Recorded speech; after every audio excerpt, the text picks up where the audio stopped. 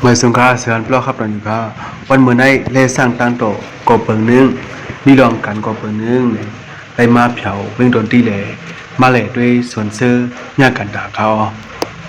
สวนเสื้อเมียกันตาในติเลยว่ามีไว้ในกลางเวียงดนตรีในก็ว่าอะไรอยู่ค่ะตีมีหิมจำกัดลงเวียงดนตรีนั่นเขาส่วนเสื้อเมียกันตาในมีไว้หึงนายกค่ะเมื่อวันตั้งเตรียมเหมือนในค่ะก็บอกว่าภูมิปุนพรเขาเมกุมลุมลาติ๊กๆเลยย่าเมื่อเร็วได้เป็นจังไหนมีไว้จังไหนเขาไว้เสียอย่างไรมาจังไหนเย้าเพอฮอตเผาขึ้นขาข้าว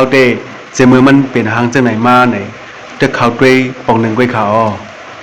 วันขาวมาไหนก็แปลว่าพลก็ต้องหนาเลยในไรกังจองเสไปเหล่ด้วยนั่นเขาเป้าขาวว่าเด้ในเหล่ส่วนซื้อพ้องมือผลตรงไหนมันได้นำลีโจเลยมันได้นำมีเจ็ดสิบมันค้า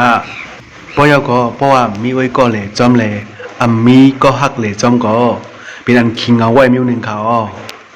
เมื่อวันดังที่สวนเสื้อไหนสู้กันมาเค้นทบกันมีนำเด็กค่ะ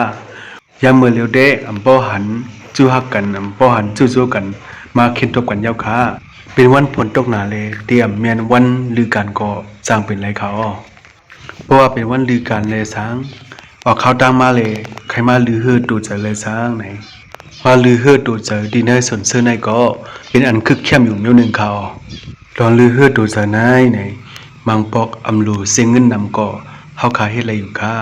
ซื้อด้านกินอันเฮาขาใครกินอันเฮาขาไรเซนเสมากินมนต์จ้อมกันก็เป็นอันคึกเข้มอยู่หนึ่งอยู่เขา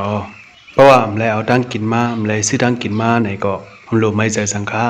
และส่วนเสื้อในขายไว้ด้านกินตั้งนำตั้งหลายเขาส่วนเสื้อในเด้เป็นอันสั่งถูกตากวนเสื้อนำใครกว่าตั้งไก่เลยใครลือเฮือเจอกัดกินอย่างนั้นเขาอันไรหันอยู่ได้เป็นร้านกาแฟเลยร้านตั้งกินกูเจอเขาสั่งซื้อตั้งกินอันเฮาขาใครกินเสียวมานั่งกินตั้งน้องในก็มีเจ็ดสิบไว้หนึ่งเมียวอยู่เขาเพราะว่าไว้ก็เขามาเผาตนที่ไหนมาเวเลด้วยมาเขาเลด้วยค่ะยันรีเซไว้เมียวหนึ่งอยู่เขายินจบมันเป็นแห่งตัวสุดค่ะป้าทุกคนวิดีโอมาแทงเขาหมายสงค่ะ